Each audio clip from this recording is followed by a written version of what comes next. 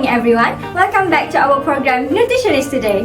The hot topic today, we will talk about diabetes. While COVID-19 is expanding, it is also becoming more prevalent. Without further ado, let's meet our reporter today. Cik Nur, Cik Dira, are you there?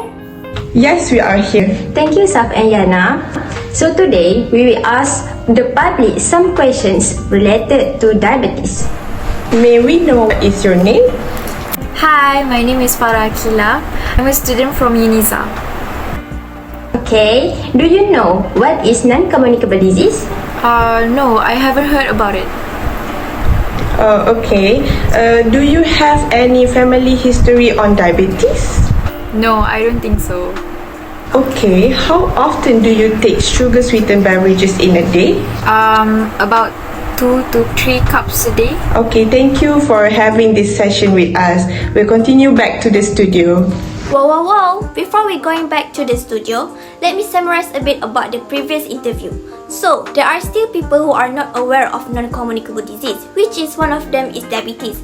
Even though we only interview one person, there are still a lot of adults out there who do not know the details about this disease, which can be proven from this table. Basically, this table indicates sugar intake from CRPD beverages among adults 18 years old and above daily.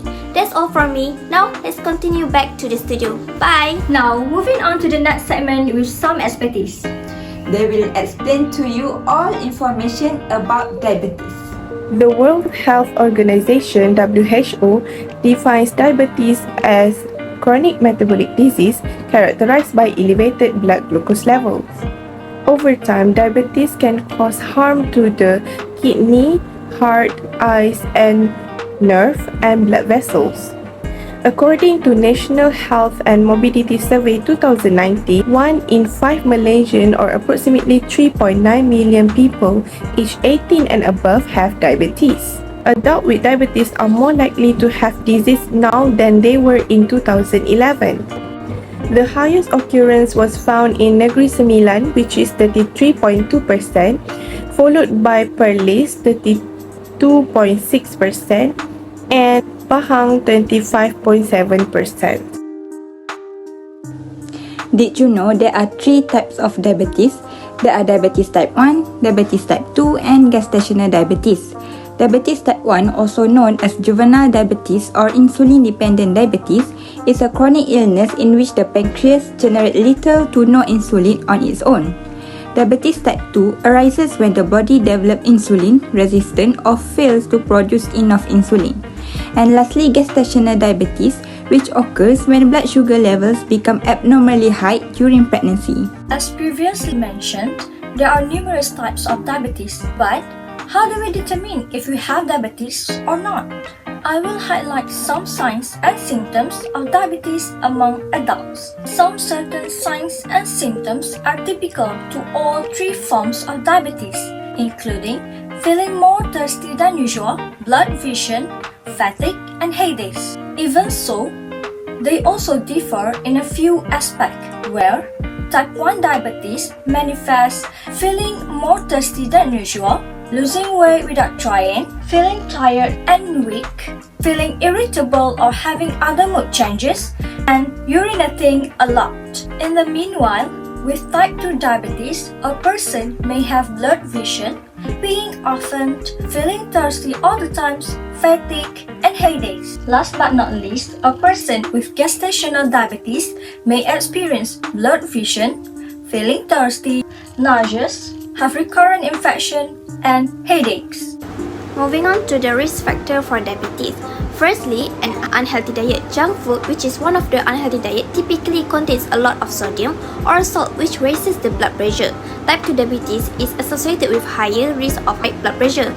Moreover, junk food typically comes in a big serving size and is not very filling. People may overindulge in junk food due to both of these circumstances.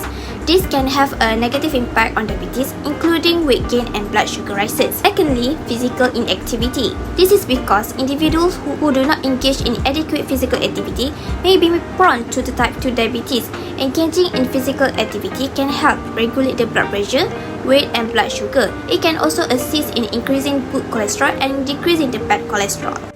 Next, obesity. Being obese increases the likelihood of developing type 2 diabetes and prediabetes by inducing insulin resistance and beta cell dysfunction. This is particularly relevant when obesity is accompanied by the increased intra-abdominal and abdominal fat distribution, as well as increased intrahepatic and intramuscular triglyceride content. Lastly, hyperglycemia, which can be defined as high blood sugar. Insulin resistant or insufficient amounts of insulin are the main causes of the high blood sugar. Diabetes may result from this. There are two types of complications of diabetes among adults, which are acute complications and chronic complications. First of all, we will go through acute complications. Hypoglycemia happens when blood sugars are too low, while hyperglycemia happens when blood sugars are too high. Hyperosmolar hyperglycemic state is a life-threatening emergency that only affects individuals with type 2 diabetes, causes severe dehydration and very high blood sugars. Diabetic ketoacidosis also a life-threatening emergency where insufficient insulin and high blood sugars lead to a buildup of ketones. Next, we will move on to chronic complications. Chronic complications consist of eye problems or retinopathy, kidney problems or nephropathy, nerve damage or neuropathy, foot problems, heart attack and stroke, gum disease and other mouth problems, and cancer. Now that we already know a little bit about diabetes, should we move to the next session, which is how to overcome it? Let's go! The strategies to prevent diabetes. Eat healthy. It is recommended to follow Malaysian healthy plates such as take half plate of fruits and vegetables daily. Drink plenty of water daily. Drink 6 to 8 glasses in about 1.5 to 2 liters of plain water daily. Be physically active. Participate in muscle strengthening activity. 30 to 60 minutes of moderate intensity aerobic physical activity. Increase nutrition literacy. Use Healthy Choice logo HCL to identify the healthier products within the same food category. Weight management. Practice balanced diet. Increasing water consumption and increase frequency of physical activity. Too bad, we've reached the end of our show. But no worries, we provide you QR so you can register and join our contest and win a prize. There will be an exciting gift awaits you. Bye! Assalamualaikum and hi.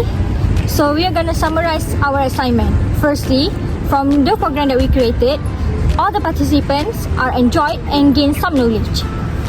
From the assignment also, we can conclude that by living healthily, we can prevent diabetes and also other diseases. Other than that, from this assignment, we also discovered that somehow diabetes are not such an urgency topic to be taught around the public due to the pandemic.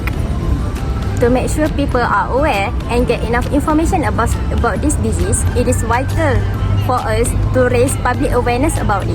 All of our group members participate enthusiastically in succeeding this program and assignment with lots of idea and contribute in a lot of aspects. That's all.